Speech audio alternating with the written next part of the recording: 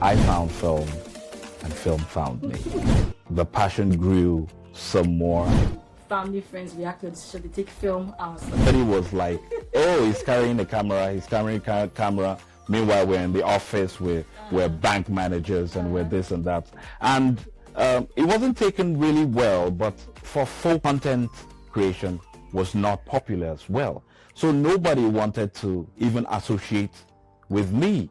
So I was doing weddings, namings for free because I wanted to understand the job. Focus is something that has galvanized my work. It has changed the way I work.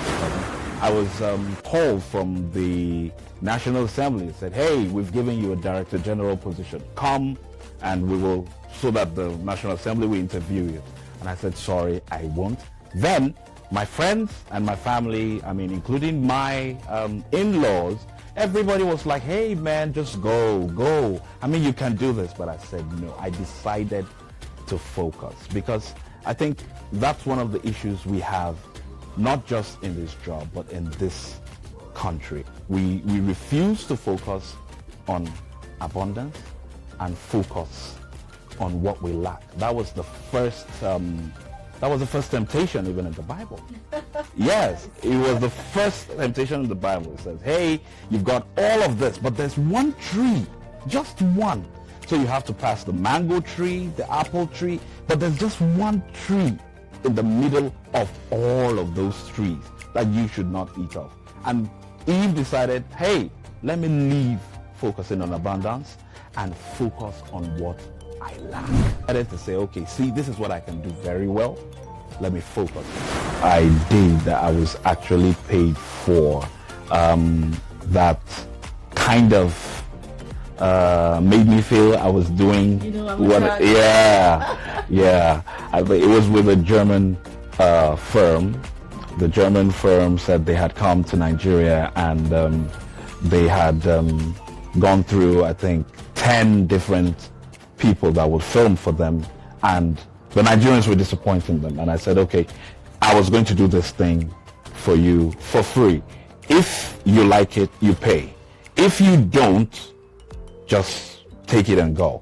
And when we did it, he sent it to his people in Germany, and they were like, hey, call this man in, let's have a 5-year contract. And he paid me for 3 years at once. Yes. Good work. I mean, you've done work with global brands, international brands. Yeah. So how did they get to find you? She said, thank God for the day I found you. I just Googled and your name came up first. Your company came up first, and that was it. You know, so sometimes it's not just, it's also serendipity that works in people's lives, because you might just find out that if you've got your house in order, you have made sure that you've got your websites, you've got your social media. And this is where I think I have to talk to a lot of people, because they have to start using their social media properly. When you say, hey, I'm making egusi soup, and you post it on social media, it doesn't have any impact. But when Kim Kardashian does that, it has impact, because that's what she does. I've gotten more jobs on from social media than from physical contact. Social media defines you. That's really the global world. So before people get to reach out, they want to know a bit about it. So they got this first class ticket and everything, and my head was just, you know, I would go and yeah, you know, that kind of a thing. And when we went there for the production, it was I was supposed to light a place. Now I saw a truck outside, and I thought, let me just get 10 lights. 10 lights will do. And I packed 10 lights, and I did it, and it didn't work. I added 10 more. I added 30 more. That was 50, and it didn't work. And they said, it's not light. The light is not enough, you know. And I was like, those are all the lights. And they said, you saw the truck outside? I said, yes, I saw one truck outside. And they said, one truck? And I was like, yes, one truck. And the director was like, he called the equipment master, and he was like, how can we have just one truck outside? And the guy was furious with me. He said, one truck, please, let's go. And we went outside, and he told me to just do this. And I did that, and there were 7 other trucks filled with equipment. You know, so for me, that was a strong lesson, because when you see some of those trucks filled with equipment and some just lying there, maybe when they're showing behind the scenes, just don't just think that, you know, they're keeping those equipment for show, or they just want to show you they have equipment. No, they want to make sure that whatever you need is in there. I felt very embarrassed that day, because it was sort of a huge budget production, and the way they work there is not the way we work here. That, you know, somebody would just tell, oh, sorry, I'm late. I'm sorry, I'm late. No, everything is on schedule, you know. So, and that has affected the way I work here as well. For that German firm, for all of their productions, they do productions from 8 p.m. to maybe 10, 11 in the evenings. So we get there 6 a.m. in the morning. And I mean, the hotels are wondering why. It's not even, I mean, it's not 12. Why are you here 6? We get there 6 so we can troubleshoot and do everything we need to do. And even order for a thing from Lagos if we need to do it. Wait, I had greater moments. So what would you say to that person who's on this career path? Yeah. And maybe just had a bad day. What would you say to that person? If you think you fail, you actually haven't failed. You have learned. In this career path, you have to keep on failing and failing and failing to understand the kind of filmmaker you are. It's only in Nigeria and in Africa that we glorify a mistake.